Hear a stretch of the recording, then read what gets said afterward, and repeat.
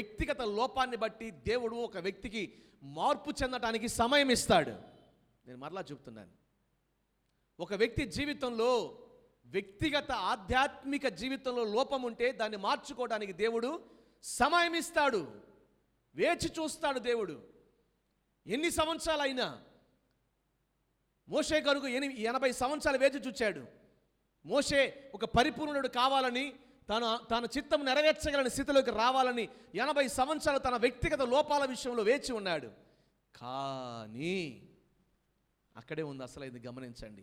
కానీ సేవ పాడైపోతుందన్నా, ఆత్మీయులు పాడైపోతారన్నా, దేవుడి నామానికి అవమానం కలుగుతుందన్నా, సేవా సంబంధమైన విషయాల్లో ఒక్క తప్పు చేసిన దేవుడు ఎన్నటికీ ఊరుకోడండి. ప్రజలందరూ 8వ దినాన తన బిడ్డకు సున్నతి చేస్తామంటే, మోషే తన కుమారుడికి 8వ రోజున సున్నతి చేయలేదని సత్రంలో మోషేను దేవుడు చంపజూచినన్న మాట రాయబడి ఉంది. చంపడానికి కూడా వెనక్కి తీయలేదండి దేవుడు. 80 years వేచి చూచావు కదా దేవా, ఈ చిన్న తప్పుని క్షమించవా అంటే, వ్యక్తిగత లోపాన్ని నేను వేచి చూస్తాను క్షమించడానికి, కానీ దేవుని నామానికి అవమానకరంగా సేవ పాడైపోయేట మీ ప్రవక్తన ఉంటే మాత్రం నేను ఎన్నటికీ ఊరుకోనంటాడు ఆయన. దేవుని ప్రజలారా, నా దేవుడు చెప్పే మాట ఒకటి, నీ వ్యక్తిగత లోపాన్ని మార్చుకోవడానికి దేవుడు వేచి ఉన్నాడు.